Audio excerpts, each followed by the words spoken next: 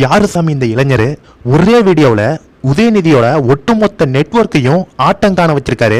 இந்த ஒரு வீடியோ மட்டும் இணையதளத்தில் வைரல் ஆச்சுன்னா, தமிழ்நாட்டு மக்களுக்கு சென்றடைஞ்சுன்னா, இந்த தேர்தலில் திமுக டெபாசிட் கூட வாங்காது. இந்த வீடியோவை பார்த்துட்டு மறக்காம ஷேர் பண்ணிடுங்க. ஆகாஷ் பாஸ்கர், விக்ரம் சுச்சு, ரத்தீஷ், வடச்சென்னை படத்துல வர்றது மாதிரி இவங்க எல்லாருமே நம்ம வாழ்க்கையில் இணைக்கிறது யார் தெரியுமா? நம்ம சின்ன தலைவர் உதயநிதி அவர்கள் தான். 200 கோடி ரூபாய்க்கு வாட்ச், 350 கோடி ரூபாய்க்கு வீடு, 500 கோடி ரூபாய்க்கு பெரிய பெரிய டாப் நடிகர்களை வச்சு சினிமா எடுக்கிறதுனா நம்ம பசங்க வாழ்ந்தானுங்க. வெறும் இவ்வளவுதானான்னு மட்டும் கேட்டாதீங்க.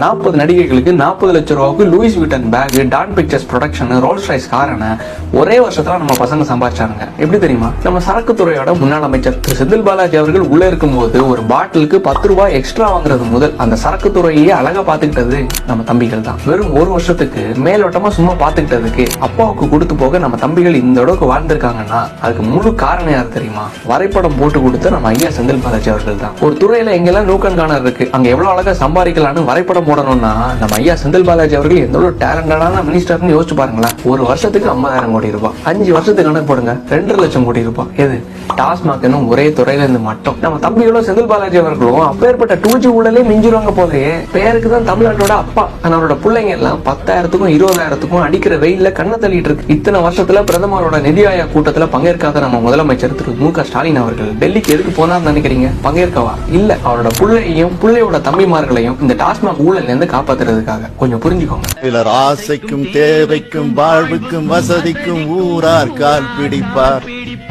ஒரு மானம் இல்லை, அதில் ஈனம் இல்லை, அவர் எப்போதும் வாழ் பிடிப்பார். இந்த வீடை மட்டும் கொஞ்சம் பாருங்களேன், எவ்வளவு அருமையா கட்டியிருக்காங்க இல்ல?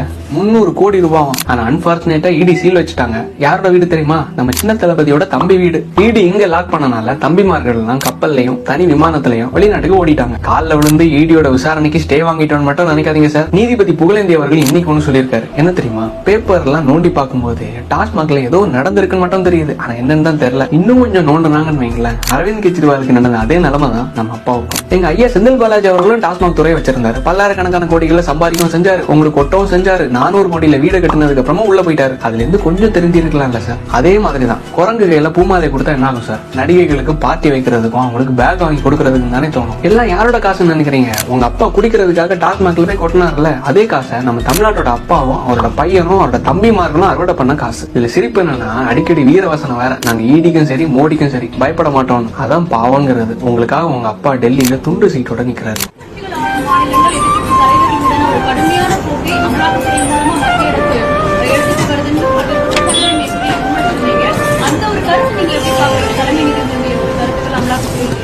கண்டிப்பா இந்த வீடியோவை பார்த்துருப்பீங்க. பார்த்துட்டு எல்லாருக்குமே ஷேர் பண்ணுங்க.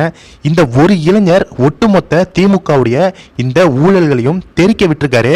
முக்கியமா உதயநிதியுடைய அந்த ஆதிக்கம், உதயநிதியுடைய அந்த கூட்டாளிகள் எல்லாம் கூத்தடிக்கிற ஒட்டுமொத்த டீட்டெயிலுமே இந்த ஒரு வீடியோவில் இந்த இளைஞர் தெரிக்க விட்டு பேசியிருப்பாரு.